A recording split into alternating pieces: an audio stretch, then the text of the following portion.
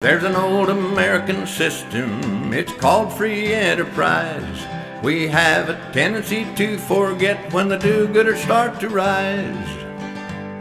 When the dollar gets weak and prices are high and they give us their socialist salve. If the government can give you all you want, it can take everything you have.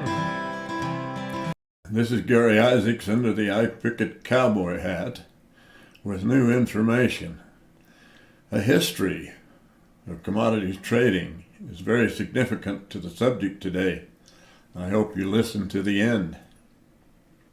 In 1971, after Nixon removed gold as money in the United States and made everyone dependent only on the full faith and credit of the government, many citizens met together discussing the need for an alternative. The most interesting suggestion at the time was a method of bartering, the trading of goods directly without using dollars as a medium of exchange. It was a good idea, but it was impossible to implement because of the diverse nature of commodities. What was not known was that a digital and universal trading token, also a product and not money, would replace the current fiat system. We longed for such a method, but had no solution at the time. That was more than 40 years ago. Long before the distributed use of home computers, smartphones, and the internet, we were trying to find a tradable token that would be universal enough to replace the fiat money system, but we had all come to view with disdain. We knew then that it was evil, but we were helpless to do anything other than continue to use it for lack of a viable alternative. That's when the search for an alternative began.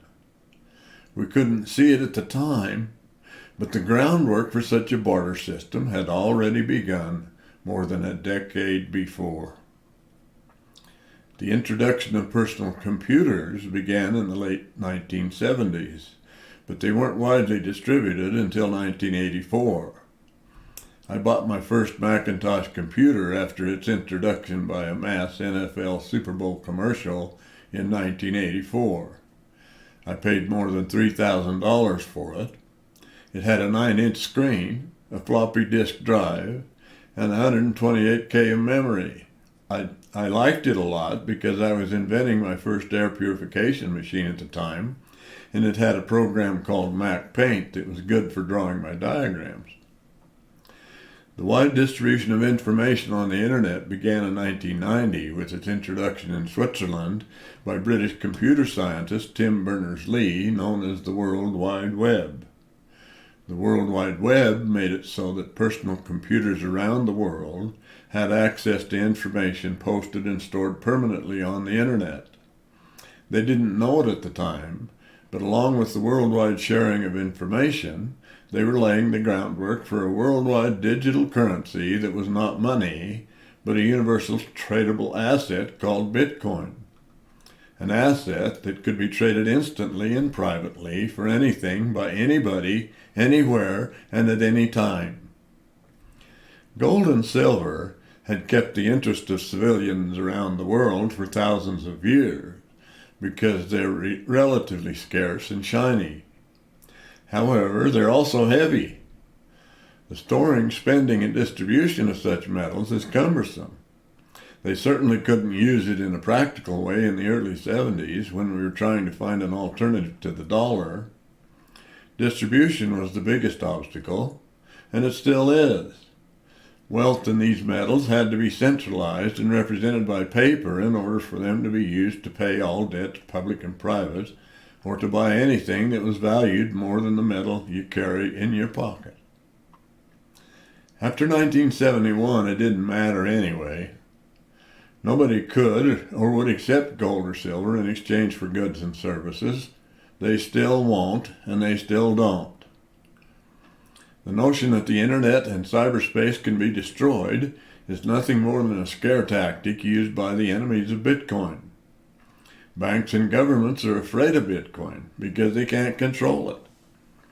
Their Keynesian license to steal is lost if Bitcoin becomes widely adopted. That's why there is so much propaganda distributed against it by the mainstream news media that they control with their fiat money. But their system is falling apart.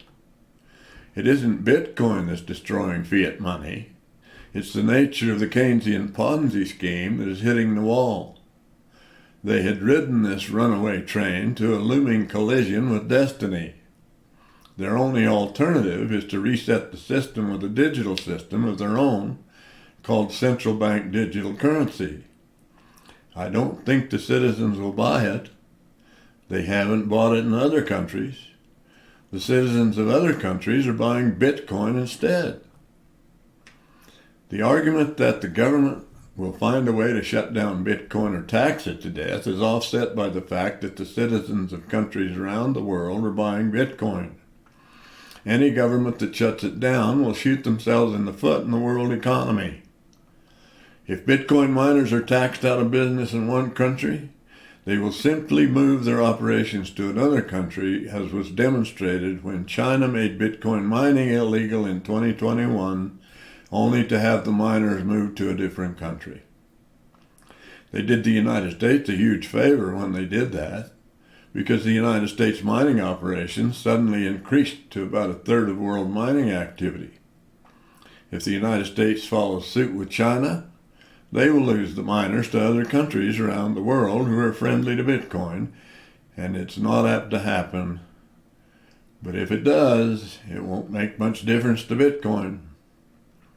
The truly decentralized, universally traded asset Bitcoin will continue to grow and thrive as merchants and consumers learn to use it for day-to-day commerce and trade, with transactions stored on a permanent ledger in cyberspace that can't be reversed or tampered with.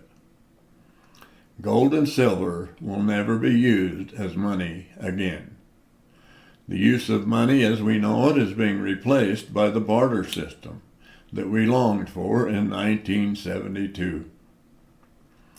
It'll be a while before Bitcoin is widely used as a trade asset, but it's coming very soon. Some are already doing it. There'll be no use for money, only tradable assets. I'm Gary Isaacs, under the Ike Pickett cowboy hat, wishing you good hodling. Stay righteous and sleep well tonight, knowing that your savings are in your own custody. There's an old American system, it's called free enterprise. We have a tendency to forget when the do-gooders start to rise. When the dollar gets weak and prices are high and they give us their socialist salve. If the government can give you all you want, it can take everything you have.